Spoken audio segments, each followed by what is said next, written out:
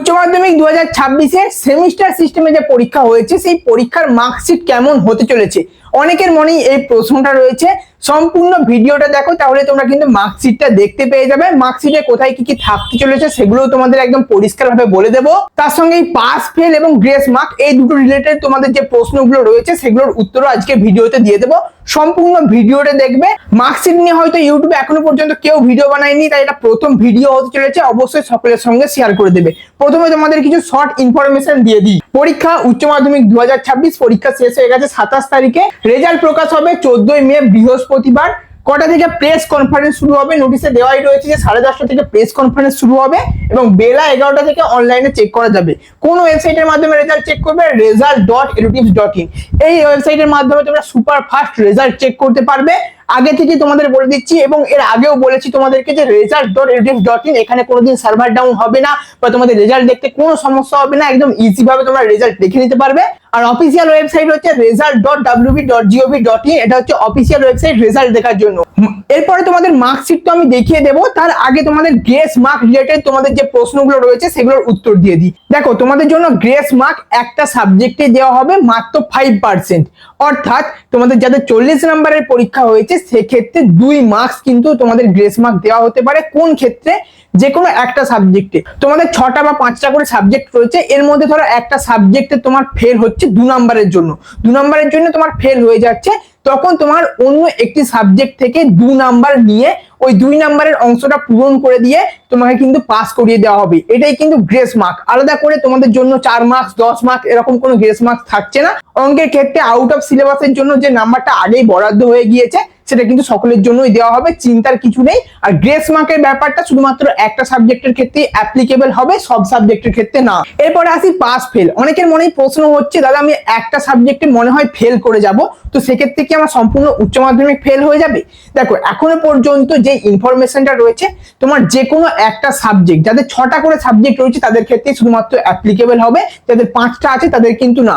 যাদের 6টা করে সাবজেক্ট রয়েছে, যদি কোনো কারণে একটা সাবজেক্টে ফেল হয়ে যায় সেক্ষেত্রে কিন্তু সে উচ্চ মাধ্যমিকটা পাস করে যাবে, কিন্তু ওই সাবজেক্টটা তার ফেল রয়ে যাবে মার্কশিট অনুযায়ী। এরপর যদি কোনো স্টুডেন্টের বা পরীক্ষার্থী মনে হয় যে আমি ওই ফেল করা সাবজেক্টটা পাস করব, তাহলে তাকে পরবর্তী বছর আবার কন্টিনিউ করতে হবে।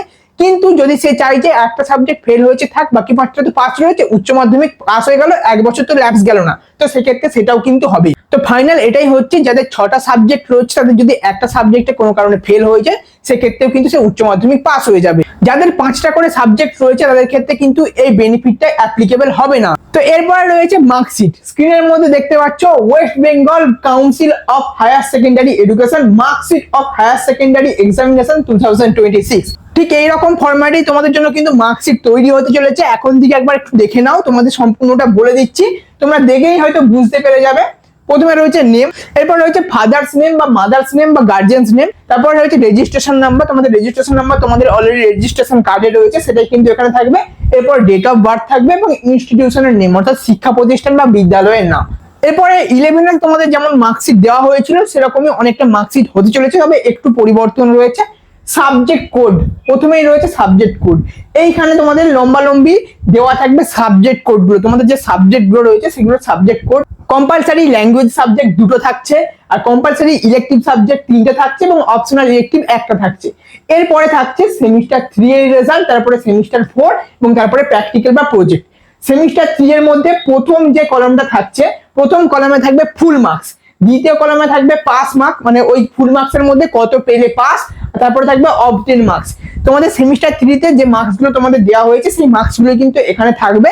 এরপরে রিভাইজ অ্যান্সার কি যেটা বেরিয়েছিল সেই অনুযায়ী যে সমস্ত স্টুডেন্টদের নাম্বার বেড়েছে বা কমেছে সেগুলো কিন্তু চেঞ্জ হতে পারে। এরপরে রয়েছে 4th সেমিস্টারের মার্কস। এটাই কিন্তু তোমাদের যে 4th সেমিস্টারের পরীক্ষা হয়েছে তার মার্কস কিন্তু এখানে থাকবে। প্রথমে একইভাবে ফুল মার্কস থাকবে, তারপরে থাকবে পাস মার্কস, তারপরে থাকবে অবটেন মার্কস, অর্থাৎ তোমরা এই 40 মার্কসের মধ্যে কত মার্কস পেয়েছো। তারপরে থাকবে প্র্যাকটিক্যাল বা প্রজেক্ট, তারপরে থাকছে প্র্যাকটিক্যাল বা প্রজেক্ট। এক্ষেত্রে প্রথমে ফুল মার্কস, তারপরে প্র্যাকটিক্যাল পাস মার্কস, তারপরে অবটেন মার্কস, অর্থাৎ কত মার্কস তোমরা পাচ্ছ। অনেকেরই প্রশ্ন হচ্ছে যে প্রজেক্টে কি বা প্র্যাকটিক্যালে কি ফুল মার্কস দেওয়া হবে? এটা সম্পূর্ণ নির্ভর করছে তোমার স্কুলের উপর এবং স্কুলের সঙ্গে তোমার সম্পর্কের উপর বা স্যারের সঙ্গে তোমার সম্পর্কের উপর। কোনো স্কুলই চাইবে না যে তার ছাত্র পিছিয়ে পড়ুক। সেক্ষেত্রে বেশিরভাগ স্কুলই কিন্তু একদম প্রজেক্ট বা প্র্যাকটিক্যালে ফুল মার্কস দিয়ে থাকে, তবে 1-2 নাম্বার কেটে থাকে ওটা কিন্তু ম্যাটার করে না, বেশিরভাগ স্কুলই কিন্তু ফুল মার্কস দিয়ে দেয়। এরপরে এখানে আর একটা অংশ থাকছে টোটাল, একদম তোমাদের জন্য সেমিস্টার 3, সেমিস্টার 4 এবং প্রজেক্ট বা প্র্যাকটিক্যাল অর্থাৎ 100 নাম্বারের জন্য এখানে একটা ঘর থাকছে। 100 নাম্বার অর্থাৎ ফুল মার্কস 100 নাম্বার, তার মধ্যে কত নাম্বার টোটাল পেয়েছো সেটা থাকছে। তারপরে থাকবে গ্রেড এবং তারপরে থাকবে প্রভিশনাল পার্সেন্টাইল, এবং তারপরে সবার শেষে এখানে যেটা রয়েছে aggregate marks, total obtain marks, overall grade, overall provisional percentile, এগুলো তোমাদের জন্য থাকবে।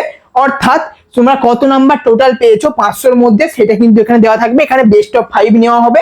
এরপরে ওভারঅল গ্রেড মানে টোটাল যে মার্কস হয়েছে সেই অনুযায়ী ওভারঅল গ্রেড কত হয়েছে, ওভারঅল প্রভিশনাল পার্সেন্টাইল কত হয়েছে সেটা থাকবে, এবং সব শেষে নিচে থাকবে রেজাল্ট, যেটা তোমাদের দেখাবে যে তোমরা উচ্চ মাধ্যমিকে পাস করেছো নাকি ফেল করেছো, সেটা কিন্তু এখানে ফাইনাল থাকবে। পাস বা ফেল এগুলো কিন্তু এখানে লেখা থাকবে। আশা করছি তোমরা মার্কশিটটা বুঝতে পেরেছো। অনলাইনে তোমরা যখন রেজাল্ট চেক করবে তোমাদেরকে কিন্তু এইরকম ফরম্যাটেই রেজাল্ট দেখাবে। অনলাইনে তোমাদের রোল নাম্বার, রেজিস্ট্রেশন নাম্বার দিয়ে রেজাল্ট চেক করতে হবে। result.edutips.in এই ওয়েবসাইটের মাধ্যমে তোমরা রেজাল্ট চেক করতে পারবে। ওখানেও কিন্তু তোমরা ঠিক এইরকম ফরম্যাটেই তোমাদের রেজাল্ট চেক করতে পারবে। তো আশা করছি সম্পূর্ণটা বুঝতে পারলে। এই ছিল প্রথম ভিডিও তোমাদের উচ্চ মাধ্যমিকের যে ফাইনাল মার্কশিট, সেই মার্কশিট নিয়ে একদম নতুন সেমিস্টার সিস্টেমের জন্য। অবশ্যই সকলের সঙ্গে ভিডিওটা শেয়ার করে দেবে, অবশ্যই হাই পয়েন্টটাও দিয়ে দেবে, ভিডিওটা লাইক করে দেবে, এবং পরবর্তী সমস্ত স্কলারশিপ পড়াশোনার আপডেট পেতে চ্যানেলটাকে সাবস্ক্রাইব করে নেবে। সঙ্গে আমাদের হোয়াটসঅ্যাপ চ্যানেল বা হোয়াটসঅ্যাপ গ্রুপেও জয়েন হয়ে যাবে। ভিডিও ডেসক্রিপশন এবং কমেন্ট বক্স দুই জায়গাতেই লিংক থাকছে। আজকের জন্য এতটুকুই, দেখা হচ্ছে নেক্সট কোনো গুরুত্বপূর্ণ আপডেট নিয়ে। ততক্ষণের জন্য সঙ্গে যুক্ত হয়ে যাও।